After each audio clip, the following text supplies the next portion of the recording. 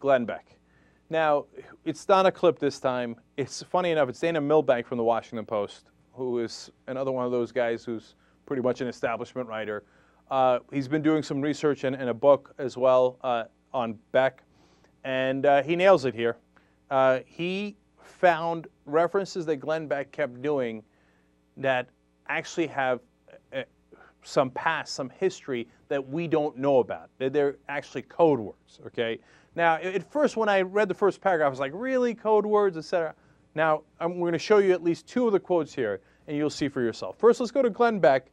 This was when he first came on a Fox News channel.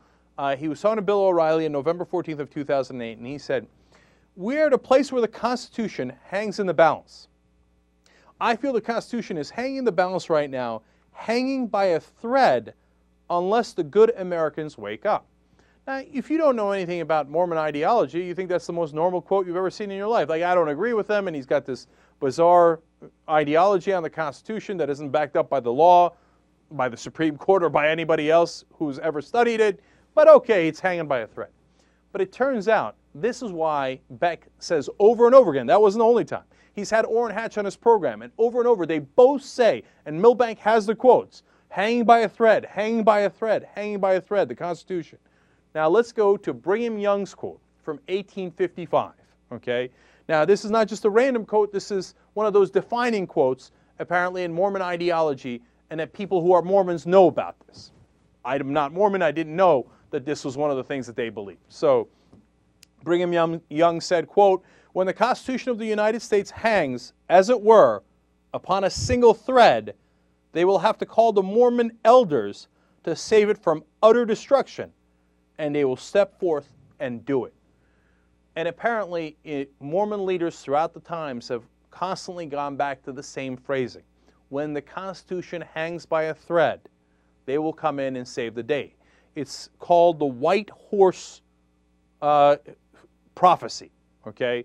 And the elders of the Mormon church will ride in on the white horses.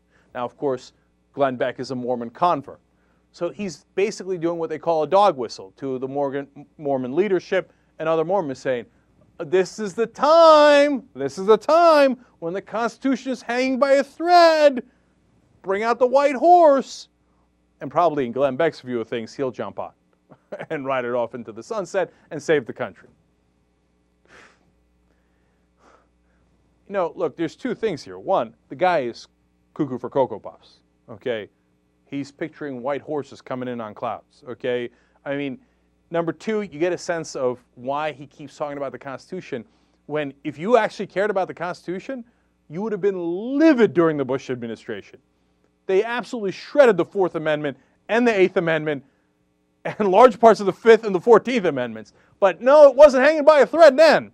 Now we've got an absurd theory about the 10th Amendment, which the Supreme Court has decided over and over again is not relevant in any of the ways that Glenn Beck talks about. But it's hanging by a thread why the Mormons have to come and save the day, led by Glenn Beck. Number three is, hey, those evangelical Protestants throughout the country, do you like this white horse theory? Do you think that that's how it's going to play out, where the Mormon elders come and save the country? You know who else is a Mormon elder? Well, he's not an elder, to be fair. He's a Mormon, and he's got some seniority. Mitt Romney. Does he come in on the white horse? Let's see how that plays out. That's going to be fun.